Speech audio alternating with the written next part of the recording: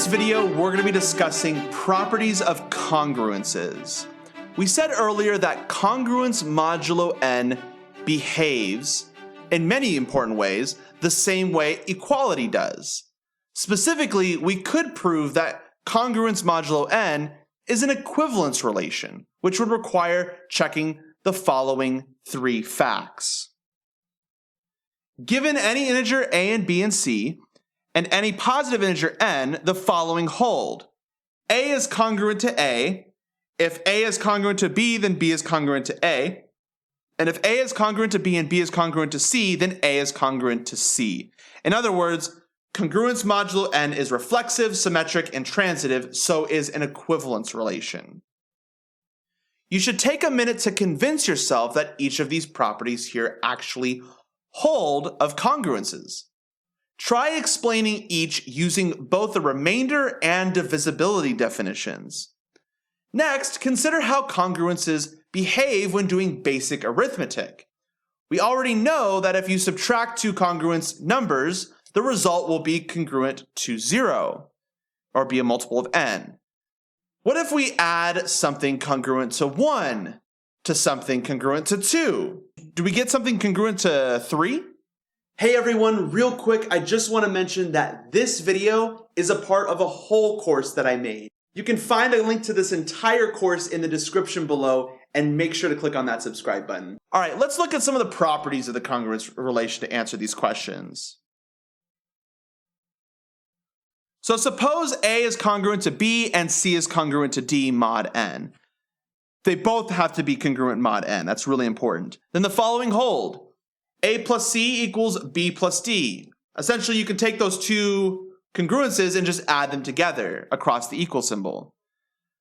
A minus C equals B minus D. Likewise, instead of addition, you can also do subtraction. And then you can also do multiplication. You can multiply those two things together. These facts might be written a little strangely, but the idea is simple. If we have a true congruence and we add the same thing to both sides, the result is still a true congruence. This sounds like we are saying that if A equals B, let me give myself a little bit of, there we go. So if A equals B, mod n, and then A plus C equals B plus C,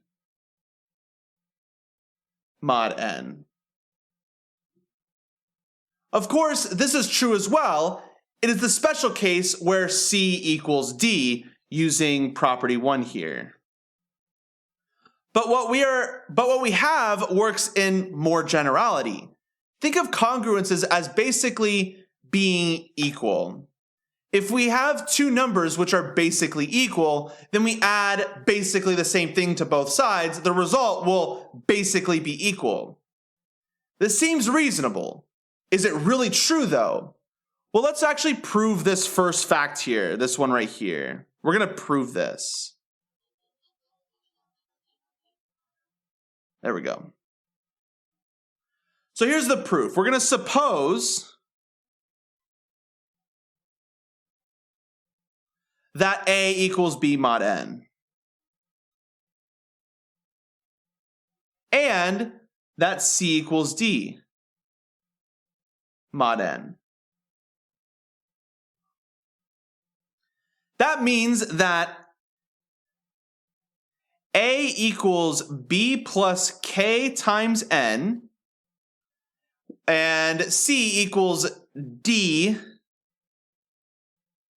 plus J times n for integers K and J. Add these equations together, we get that A plus C equals B plus D plus Kn plus Jn, which means that A plus C equals B plus D plus N times K plus J.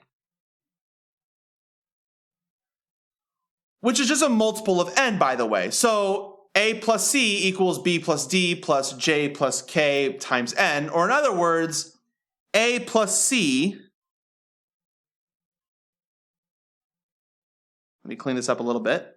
That means that a plus c is congruent to b plus d mod n. The other two facts can be proved in a similar way.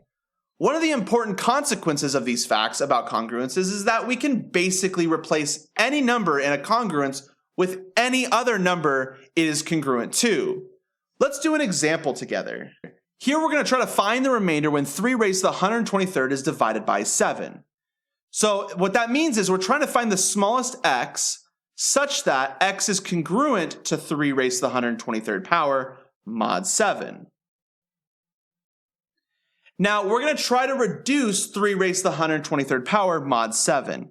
Now we can't just convert 123 to what it's congruent to mod 7 because that's not what the properties say. You can't reduce exponents.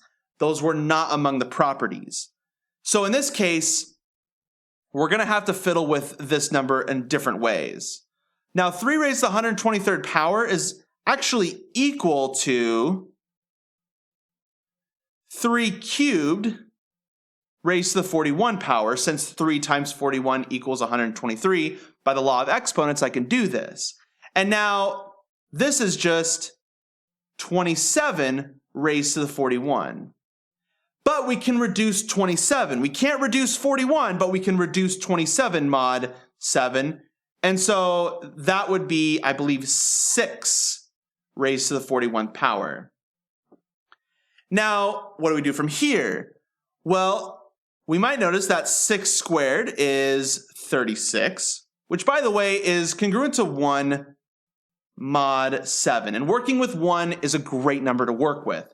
And so I'm actually going to split this up as 6 squared raised to the 20th power. 2 times 20 is 40, which isn't quite 41, so we have to multiply an extra 6. But the reason we rewrite this the way we did is because 6 squared is equal to 1. You can convert 6 squared, but you can't convert the 2 or the 20. And so this is 36 raised to the 20 power times 6, which is congruent to 1 to the 20 power times 6. And 1 to any power is just 1. And so this is just congruent to 6. And so 3 to the 123rd power mod 7 gives you 6. That means if you do 3 to the 123rd power on some crazy calculator, and then you do long division, divide by 7, the remainder you're going to get is 6. And that is true. Now, something I see a lot of students do is they'll convert 123 and reduce that mod 7. Again, you cannot do that. That is not allowed. You have to look at the properties that we've discussed. In this case, all we're doing is we're manipulating the numbers mod 7, but not exponents. Can't reduce exponents. Anyways, thanks everyone, and I'll see you in the next video.